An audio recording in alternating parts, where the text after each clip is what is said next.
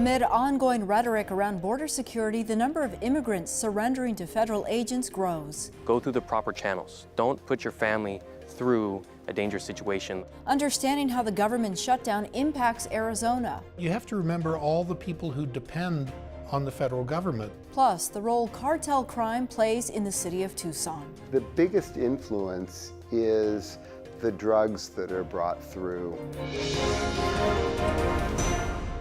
Hello and welcome to Arizona 360. I'm Lorraine Rivera. Thank you for joining us. As the partial government shutdown stretched into its third week, hundreds of thousands of affected employees missed their first paychecks Friday.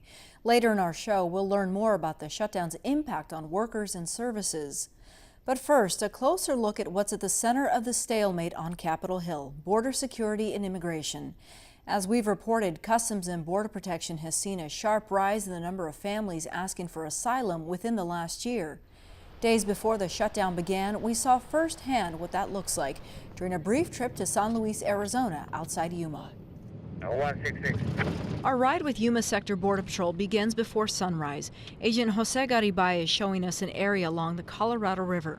So we're about a half a mile from the border. We're here because the area has seen more large groups of Central American immigrants walk past this vehicle barrier fencing and surrender to federal agents. The agency refers to this tactic as give-ups. There's so many different reasons why an individual or smuggling organization may choose to cross here. It may be because the smuggling organization that's operating in those Central American countries owns certain routes to this area and that they know it works and it's a proven tactic. So for them, why would they change something that isn't broken? This past November, agents apprehended nearly 5,800 family units in the Yuma sector. Last year, November, the number was under 2,000. That's nearly 3 times the number of apprehensions as a year ago.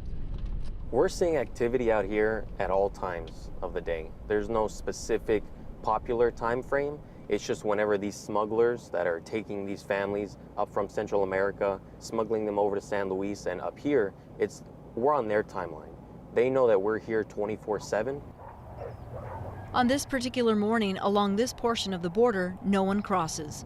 Agent Garibay drives us south into San Luis. We see the new modes of enforcement that includes concertina wiring surrounding the port of entry. Agent Garibay says Yuma recently received 50 additional Border Patrol agents to help with the increased arrest. Farther east, we see different styles of fencing and reminders that this border has had security measures in place for a very long time. Vietnam-era landing mats, steel bollards, and a secondary fence referred to as expanded steel that's 18 feet tall. Agent Garibay says crossing the border has always been dangerous, but it's becoming riskier. So in this particular area, you recently saw a young woman who had crossed over and seriously injured herself. It was a Friday afternoon at about 1 p.m. A 14-year-old child attempted to breach over the border wall with her mother and 4 other individuals. And during the process, she actually fell backwards off of the border wall and broke multiple vertebrae in her back in the process. Immediately after, a 17-year-old girl traveling alone injured her ankle crossing in the same spot. Once you see those individuals crossing over the border wall, there's not much you can do to stop it. You can't go up to them and tell them you have to go back. You can't physically force them to go back. So all we can do is just anticipate what's going to happen next. An agent observed a young girl on the floor and relayed that to our dispatch center, who called for emergency medical assistance. This surveillance video from November shows smugglers dropping small children over the wall. So we want to advise all these individuals that are thinking about coming to the United States, go through the proper channels. Don't put your family through a dangerous situation such as this where something like that could happen. Garibay says added security measures have pushed people further out into areas where it's easier to cross. Specifically referring to the Colorado River area, where we have vehicle barriers and things that only stand about 4 to 4.5 feet high and are designed to stop vehicles from traversing illegally into the United States, and not necessarily family units who are pouring over the border by the hundreds in some cases. From here, we drive back to the Colorado River area. On the road, we listen to radio traffic, talking about a group of 9 people who just surrendered to agents. Yeah, go ahead. I just picked up 9 north of 198, a couple hundred yards. And as soon as we park along the levee, we see firsthand what Agent Garibay described earlier: a young couple carrying a child who crossed a vehicle barrier and walked directly into Border Patrol custody. So these three individuals, one was a father, a mother, two, the child that they were traveling with. He stated that he was 18 years old. ¿Tiene más familia en Honduras? No? ¿Tiene familia en los Estados Unidos? She stated that she was in her early 20s and that their child was 2 years old and that they've been traveling for approximately 2 months to come to the United States from Honduras. ¿Tiene familia en los Estados Unidos? ¿Su abuela? ¿Dónde está su abuela? Kentucky? They didn't say specifically where they were heading, but she did say that she had a grandmother currently in the United States, in Kentucky, so presumably they could be traveling there or elsewhere. Gracias. The agents begin the family's immigration process. Within minutes, another agent arrives to transport them to the Yuma station, where they'll be evaluated, fed, and questioned. Pónganse los cinturones de seguridad.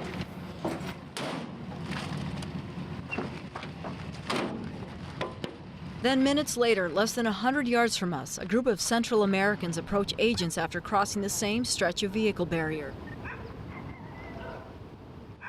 In this specific group, we had 29 illegal aliens.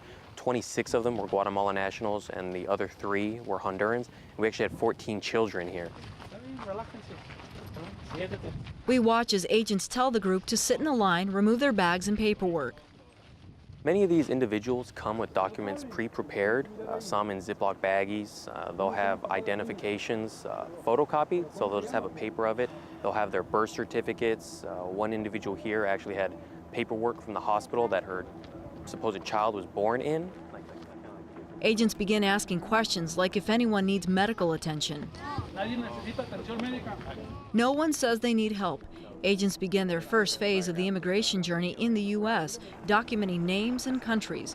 The families sit and wait. One mother nurses her baby. How likely are these families, if they are who they say they are, to stay together while they're in your custody?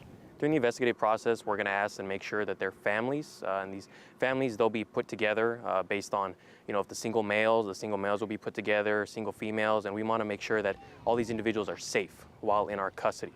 And we want to make sure that these individuals, they don't have criminal history or other things that could harm the citizens of the United States. In December, 2 children died while in the custody of Border Patrol in New Mexico and Texas. The week following our tour, Secretary of Homeland Security Kirstjen Nielsen visited the Yuma station. CBP has since deployed medical units from the Coast Guard to the southern border to ensure children receive at least 2 health screenings. You definitely have to take consideration into the age and in their health, and we take special consideration into small children and making sure that they're safe, because ultimately we don't want anybody to die on their journey into the United States. So we've taken all kinds of different precautions in order to help make sure that they're safe when they're in our custody. I ask if these individuals will be treated any differently than those at the ports of entry. If they are looking for asylum or do claim credible fear, then they've crossed illegally into the United States, and that is a crime. The individuals that are waiting down at the port of entry are doing it the proper way and waiting in line in order to be processed by customs officials. So these individuals that will be notated in their file, and they will be transferred into the custody of ICE ERO. We treat all individuals in our custody the same, and that is with respect as human beings. To get a better sense of current reality at the border, our crew traveled south into San Luis, Mexico, a vibrant city that more than 170,000 people call home. In recent weeks, hundreds more have taken up residency along the international line. Dozens of families, mostly from the interior of Mexico, have set up a makeshift camp along the border wall. Men, women, and children waiting to be processed for asylum. On this day, we meet Meldy, a woman from Chiapas, Mexico, more than 1,000 miles from San Luis. She's traveling with her 2 young daughters. She shows us a notebook with a list of everyone who's waiting. It shows the name, how many people are in each group, the state they're from, and where she is on the list. Meldy left her home 9 days ago. It took 4 days to travel by bus, and for the last 5 days, she's lived outdoors here in San Luis. We pay 5 pesos to use the bathroom over there. We buy what we can, and then people bring us things. So do the people passing by here. That's how we manage. Meldy says life has always been tough in Mexico. Because of the crime, and we have nothing to live on over there. There aren't even places to work, and there's a lot of machismo. Women have to stay in the home and serve the husband. Over the last few months, she says, word spread that now was the time to come request asylum in the U.S. She says they wait every day for an asylum officer. Some days, a few families are allowed in to make their case. From over there, they talk to us. They ask how many of you are in line, and we tell them how many of us are here and on the list. Then they take whoever is next on the list. They go that way, and that's the last we see of them. Other days, she says, no one gets let in. Customs and Border Protection declined to provide specifics on the number of people processed daily, instead referring us to a website listing the number of family units denied entry into the U.S. ports of entry. In fiscal year 2018, CBP stopped more than 10,000 family units from entering Arizona, deeming them inadmissible. It was a nearly 50% increase from the previous fiscal year. There's a consensus among the group here that if their asylum claims are denied, Then we'll stay around here and find work. Melody hopes to make it to Florida, where her cousin lives. I asked her if she worried about her daughters and their future. She said it would be worse to stay in Chiapas. Before, the women had to just deal with it, and now we can say we don't want this life. The next morning, our crew was on the U.S. side as volunteers distribute breakfast.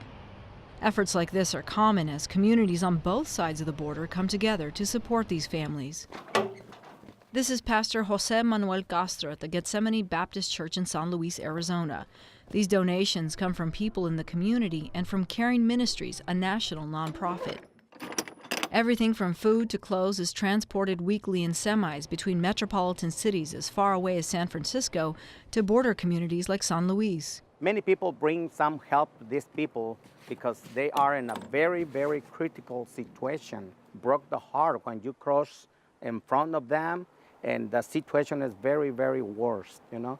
Children's and very, very poverty and very big need they have. Pastor Castro says there's been a steady stream of supplies. He makes weekly trips to pick up donations and then deliver them to those in need. I know that it's important, the situation, the legal situation for these people, you know, but they have hungry, they need clothes, they need a better quality of life. So, Pastor, aside from food and water, there are other things that these families, these immigrants need. We need more toys. Now we have a donation from Lake Havasu. This is the soccer balls, brand new too. Even bicycles donated by local law enforcement who work along the border. If God opened doors to provide to these people, I want to do, and I'm happy to do. Politics aside, he says this is about providing to those in need. Since the partial shutdown began, Customs and Border Protection agents and officers considered essential have remained on the job without pay. Some federal agencies are functioning with pay, others are not, such as the Department of Homeland Security. To get a better sense of how far-reaching the repercussions have been thus far, we turn to Brent Millward, head of the School of Government and Public Policy at the University of Arizona. A year ago, you were here, as you reminded me. We're talking about the same issue, a shutdown. This one's longer, though. How is this one impacting Arizona this time around? Well, in terms of how it's impacting Arizona most directly, 10,000 federal employees in Arizona out of about 30,000 are affected either by not getting their paycheck or being furloughed because they're non-essential employees. That's out of 800,000 nationally, which is not huge, but you have to remember all the people who depend on the federal government. There are people in private industry, there are people in nonprofits all over the United States whose paychecks actually come from the federal government because they do the federal government's work. In mental health, in healthcare, and many other areas, this is the way we deliver services, not just directly by federal employees. There's been some confusion. Some people are getting paid, others are not. Can you break it down for who's getting paid right now, who's working, not getting paid, and who will get a big check once this is all said and done? Well, that's a little hard to figure out. I mean, you have, I believe, about 5 of 12 spending bills that were passed before the shutdown. Everybody in those agencies is being paid. The agencies that are closed down, the Internal Revenue Service, NASA, National Science Foundation, Department of Labor, housing and urban development, commerce, education, energy, EPA, and the Federal Drug Administration. Those are shut down. There are essential people working there. I always thought if I worked for the federal government, wouldn't it be terrible to be called a non-essential employee? So there are essential employees, including Secret Service, who are working without pay. TSA employees at the airports are working without pay. One of the things that may happen is these people may start to call in sick. There's some indication that the TSA people are doing this. If that starts to happen, and you start seeing huge lines develop at airports, there's going to be pressure to settle this. The airport example, what if people are becoming less inclined to do their job well at the airport? Do we run the risk of harming national security? Boy, that is a terrific question, Lorraine. If you are worried because you can't make your mortgage payment, because you can't pay school fees for your kids, those are the kinds of things that sort of make it difficult to focus on work.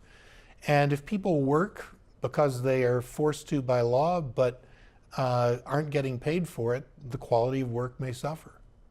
Does the government have some sort of problem it faces when it suddenly has to shell out all of these checks, all this money? What has happened in other shutdowns is Congress will pass back pay for the people who were perhaps non-essential and did not get paid during that period.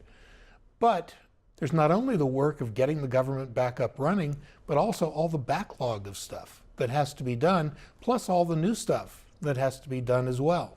How does this end? I mean, you've studied politics and government for a long time. At some point, somebody's got to give in to something. If both sides are being blamed, both sides have an incentive to keep it going in the hope that blame will be shifted somewhere else. Much of what government does is about blame avoidance. And in a democratic system, that affects who you vote for in the next election.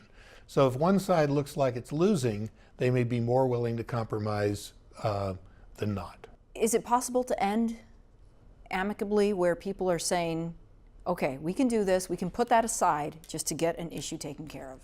I would hope so. I mean, you continue to hope that, calmer heads will prevail, that people will ignore, the sort of the crazies on the left and the right, and try to figure out a way to end this with some degree of amicability. But I'm not holding my breath. The partial shutdown has also added to the already growing backlog in immigration cases because it closed most immigration courts. We learn more now from Daniel Gonzalez, who's covering the issue for the Arizona Republic in Phoenix. He joins us via Skype. Daniel, thanks for your time today. Thank you. What are you hearing from some of the people that you've connected with down at the courthouse who showed up assuming that they had their court date as scheduled? Well, needless to say, they were very surprised when they showed up and there was a sign on the door that said that immigration courts were closed. These are often people who have been waiting for months, if not years, for their immigration court case to come up. Some of the individuals that I met were actually relieved because they're in the deportation proceedings. The government is trying to remove them from the country. So this is going to mean that their case will have to be rescheduled. And because it's not like you can say, well, let's reschedule it for tomorrow, because every day is filled in immigration court.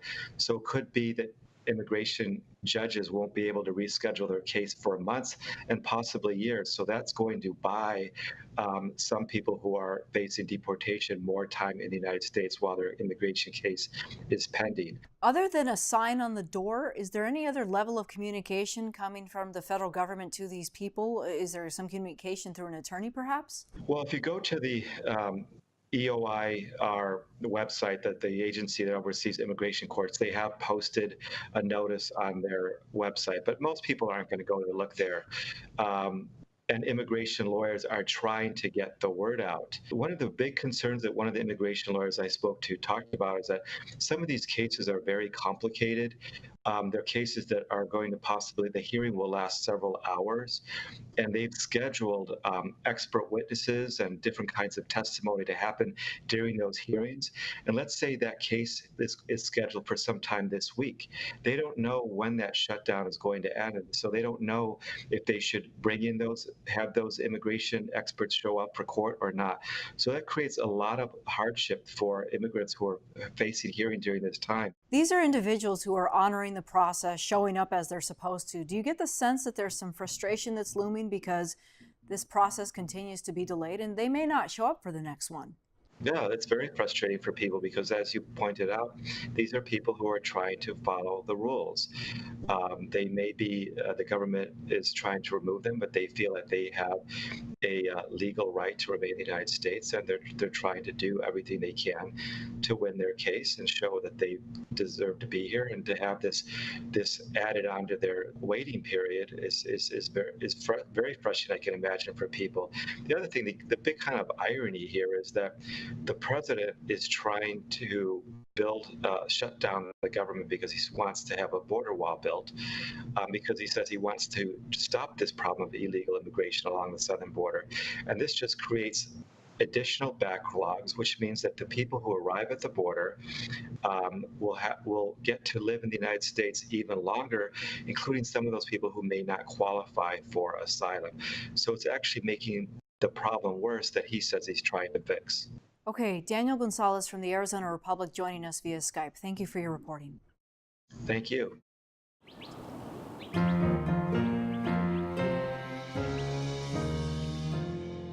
Returning to our top story on border security, Tucson Police Chief Chris Magnus recently weighed in on the issue before the Senate Judiciary Subcommittee on Border Security and Immigration. He testified about stopping the flow of drugs into the U.S. and how the current rhetoric surrounding immigration impacts his department. In our studio this week, we asked Chief Magnus to explain some of the points he raised in Washington. Fair to say that cartel crime has its influence here in this region? Well, I think the biggest influence is the drugs that are brought through by the cartels. We see less of an influence in terms of, violent crime or property crime. I'm not suggesting there's no activity when it comes to gangs or human trafficking. There almost certainly is some, although we haven't seen a lot of that in Tucson. But the biggest influence that we face, and I think communities throughout the country face as a result of the cartel's activity, are the drugs that they smuggle in. And the thing that's important to understand with that is that very rarely does that involve just something being thrown over a fence or even coming through a tunnel. There's now data from the government itself that suggests that as much as 80% of those drugs are coming through ports of entry.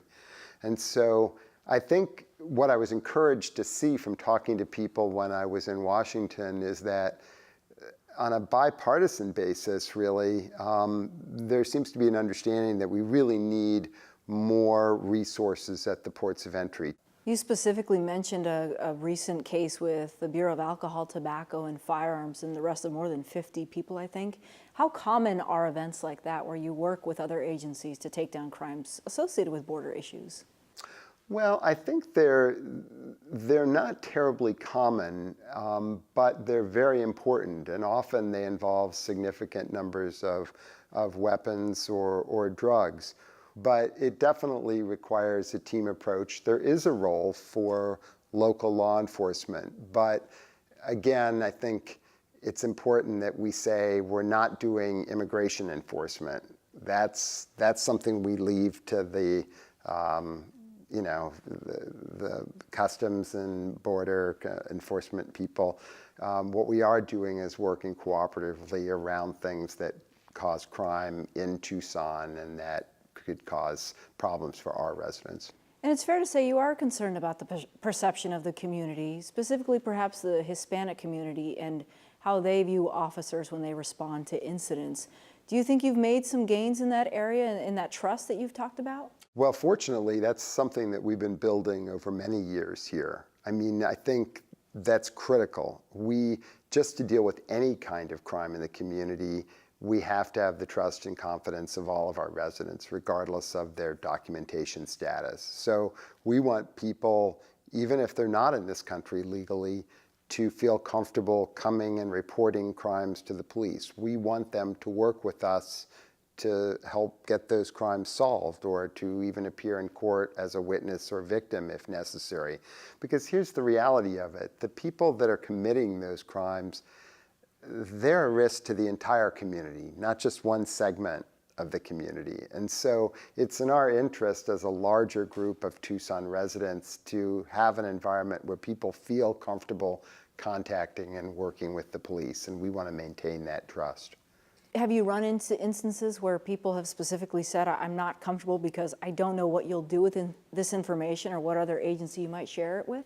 Yes, absolutely. I mean, that's a very real concern for a lot of people. And again, something difficult to measure, but we know that there are people that in some cases have been victims of really serious crimes, of organized thefts, or people who've been victims of domestic violence, other kinds of things, that simply will not come forward because they're afraid of what will happen next. And so I think we're doing better than in many cities, but we're still, their perception spreads quickly and it's hard to fight, especially when people are hearing some of the rhetoric at a national level. So let's say Tucson police officers are in fact investigating a case where people may in fact have immigration status that is in question.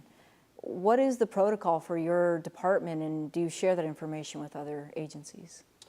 So Arizona has a state law that deals with a lot of these issues. It's been modified over time. It started out being known as SB 1070, and it does require that under certain circumstances, police departments are required to make inquiry about immigration status.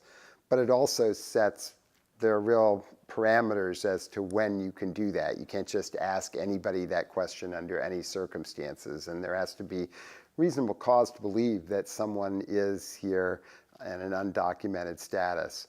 We have policies in place in our department that clarify those rules even further. When can we make an inquiry about status, and then what do we do next? And it's a fairly involved process. Tucson Police Department does keep record of its references to Customs and Border Protection cases. Yes, the answer is we do. We keep detailed records on this, and I can tell you just over the last several months, for example, the number has ranged anywhere from 0 to, I think, 3. It's typically a very small number of cases because there really have to be a whole series of circumstances that are met for us to make those referrals to Border Patrol. So it's very small, and I think it's thought out carefully and then documented carefully. That's all for now. Thanks for joining us. We always welcome your feedback. Visit us on social media and let us know what you think. We'll see you next week.